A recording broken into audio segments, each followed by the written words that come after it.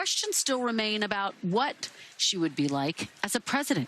Joining me now is Democratic Senator from Colorado, Michael Bennet. Senator, thank you so much for being here. Thank you for making time. Oh, we really appreciate it. Well, look, you were the first Senate Democrat to publicly say that Joe Biden couldn't beat Trump following the debate.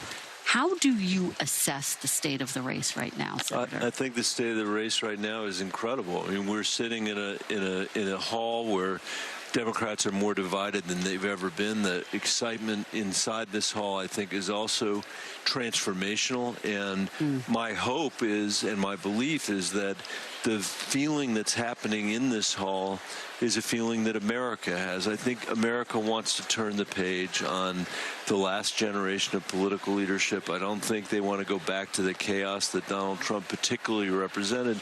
Joe Biden did something incredibly patriotic that no former president has done. And now it's up to the rest of us, the Democrats that are in this hall, to make sure we deliver on what he has made possible. And I think Kamala Harris's, conduct over the last 3 or 4 weeks as the leader of our party has been extraordinary.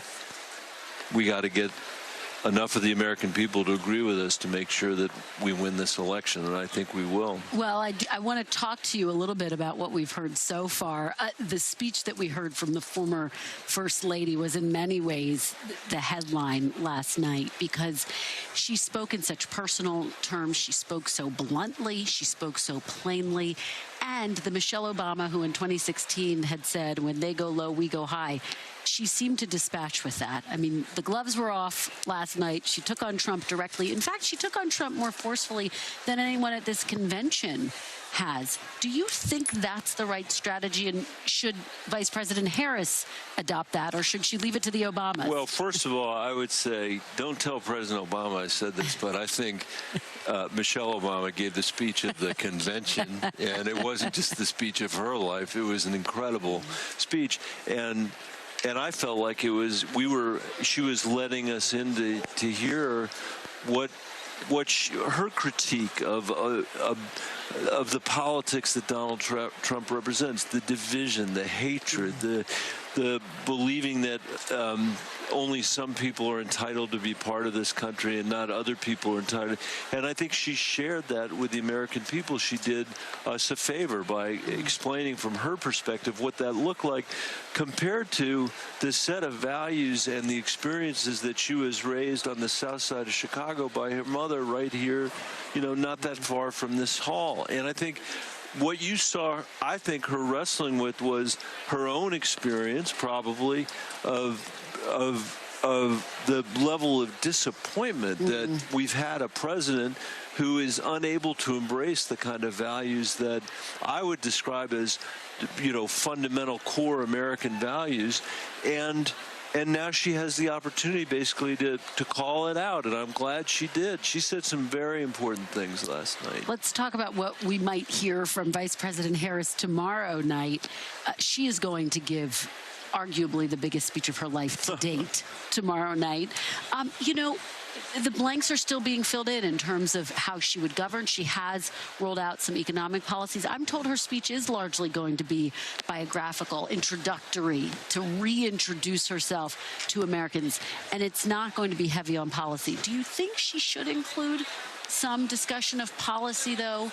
Given this shortened timeline of the campaign, is it essential that voters find out how she would govern? Well, first of all, this shortened timeline of the campaign, man, that may be something we want to look into. That is You're not the first person It is not a bad way to run this show.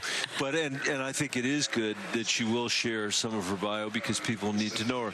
But look, in my mind, the economic stakes are everything here because we're living in a country that is suffering from a set of trickle-down economics that Ronald Reagan started.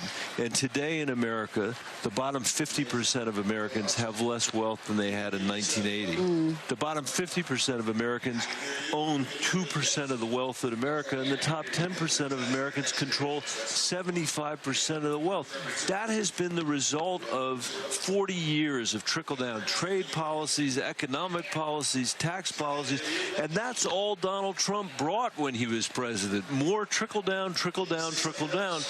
Kamala Harris represents something very different. The Biden administration represented something very different.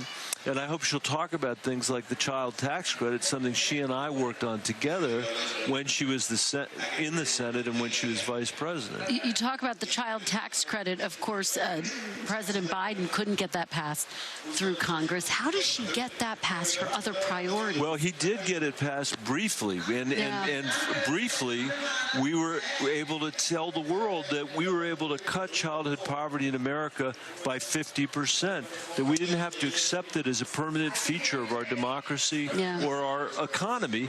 And I believe, look, J.D. Vance is now running around telling people he's for a child tax credit that's $5,000. When Sherrod Brown and I wrote that bill, we never would have imagined that.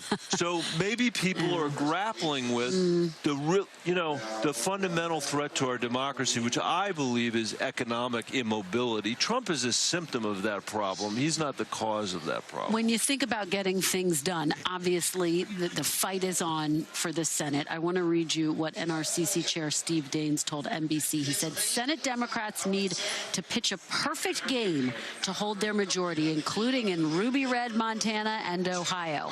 We like our odds. You're obviously a former DSCC chair.